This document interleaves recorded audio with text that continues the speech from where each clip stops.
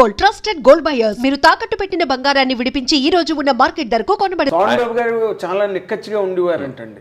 డబ్బులు తెచ్చకపోతే షూటింగ్ అంటే ఆయన ఎందుకు అంత గట్టిగా అనాల్సి వచ్చిందంటే ఆయన భూములు కొంటాడని చెప్పాం కదా. అవును, ఈ సినిమా ఉంది, మల్లెపూ సినిమా చేస్తున్నాం, లేకపోతే మానవుడు దానవుడు సినిమా చేస్తున్నాం, ఈ సినిమా ఇంత రెమ్యునరేషన్ ఇస్తారు, ఈ నెల ఇంత వస్తే ఈ నెల ఇంత వస్తే ఈ డబ్బును ఎక్కడ ఇన్వెస్ట్ చేయాలి అనేది ప్లాన్ దాని మీద గీసేసుకునేవాడు.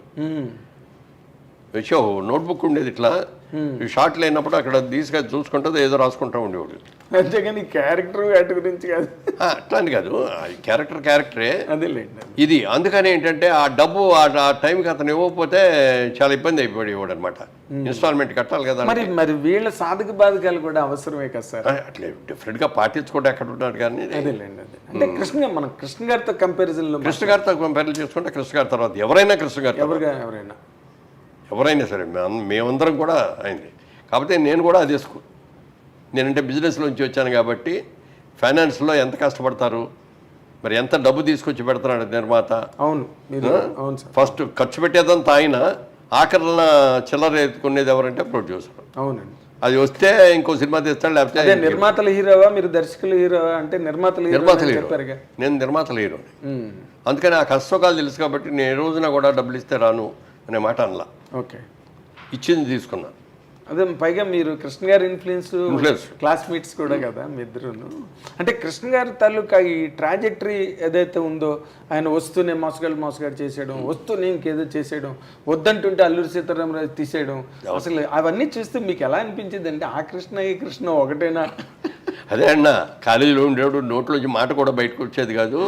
మాట్లాడటం కూడా సినిమా షూటింగ్లో తెగ మాట్లాడేసేస్తూ ఉండేవాడు బయట. అవునండి, బయట కూర్చోగానే ఏ సినిమా రిలీజ్ గానే ఇది ఫస్ట్ డే ఎంత వచ్చి, సెకండ్ డే ఇది ఎంత ఎంత బిజినెస్ చేస్తే ఇవన్నీ చెప్తూ ఉండేవాడు. అవును, అందరు కలిసి చూడేవారు, అందరు కూర్చొని నవ్వుకుంటూ ఉండేవారు. అసలు హుషారుగా ఉండేది. ఆయన సినిమా అయినా రోజు బ్రహ్మాండంగా ఉంది నాగేంద్ర మన సినిమా అన్నాడు.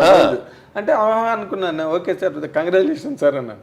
మర్నాడే కలిసాను నేను, జరిపోయింది 70mm మెడ్రాస్లో. మర్నాడు ఇలా సెట్లోకి వెళ్ళగానే, నిన్న చెప్పిన రిపోర్ట్ తప్పయ్యా నాగేంద్ర, మన సినిమా ఫ్లాప్, డబ్బాలు పంపించేస్తారు చెప్పేవాడు. నాకు ఎలా రియాక్ట్ అవ్వాలి, ఎంత బాగా చెప్పుకునేవాడు, కూడా అంత ధైర్యంగా చెప్పేవాడు. అవతల వాళ్ళ సినిమా కూడా ఈ సూపర్ బ్రదర్స్ అని ఏవిఎస్ డైరెక్ట్ చేసిన సినిమాకి చిరంజీవి గారును కృష్ణ గారు ఇద్దరు గెస్ట్స్గా వచ్చారు, చీఫ్ గెస్ట్లుగా. అయిపోయిన తర్వాత బయటకు వచ్చి కూర్చున్న తర్వాత చిరంజీవి గారిది అది అప్పుడు ఏదో మాస్టర్ ఏదో సినిమా రిలీజ్ అయింది సార్. అప్పుడే మాస్టర్ రిలీజ్ అయితే మొత్తం టౌన్ రికార్డులన్నీ చిరంజీవి గారికి చెప్పారండి కృష్ణ గారి పక్కన కూర్చుని. ఏ సినిమా అనకాపల్లి దగ్గర నుంచి అంటే చిరంజీవి గారు అయితే మీరు నమ్మరు, ఆశ్చర్యపోయారండి. అని ఇటే ఆయన మెమొరీ, అసలు కృష్ణ గారి మెమొరీ అని. సో ఆయన తరతన భేదం లేదండి, ఫెయిల్యూర్ అయినా ఎదుటి వాళ్ళు సక్సెస్ అయినా ఆయన సమానంగా చూడగలిగారు. బట్ మీరు ఒక ఆర్టిస్ట్గా ఒక అల్లూరి సీతారామరాజు లాంటి ఒక క్యారెక్టర్ చేసిన ఏది రామారావు గారే మళ్ళీ కమర్షియల్గా ఇది అవ్వదు అని చెప్పి మానేశారండి. కృష్ణ గారు తీద్దాం, అప్పుడు కృష్ణ గారికి రామారావుకి మంచి ఇది ఉండేది, అండర్స్టాండింగ్. ఈయన సినిమాలు కూడా చేశాడు కదా, దేవుడు చేసిన ఎన్ని చేశాడు కదా. ఈ మొదలు పెట్టినప్పుడు వెళ్ళి అడిగాడు కృష్ణ గారు, ఏమంటే మీరు అల్లూరి సీతారామరాజు గారు తీద్దామని అనుకున్నారు కదా, స్క్రిప్ట్ అవన్నీ కూడా మీరు రెడీ చేశారు, తీస్తున్నారా అని అడిగాడు. అది కమర్షియల్గా వైబుల్ అవుదయ్యా, అందుకని ఆలోచిస్తున్నాను ఏం చేద్దామని అన్నాడు.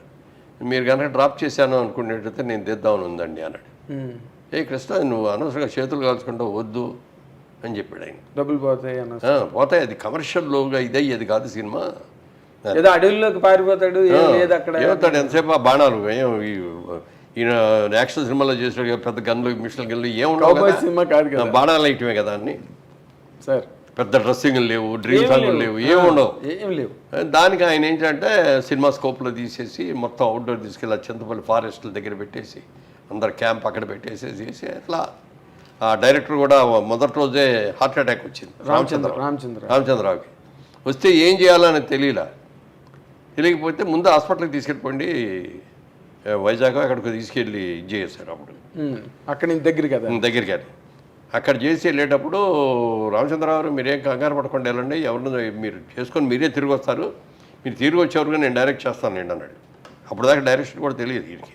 ఓకే, కాకపోతే అంటే దాంట్లో సబ్జెక్ట్ అంతా కులంకషంగా A to Z తెలుసు కాబట్టి మొదలు పెడుతున్నాడు కాబట్టి ఆయన చేయటం మొదలెట్టాడు. మొదలు పెట్టేశాడు.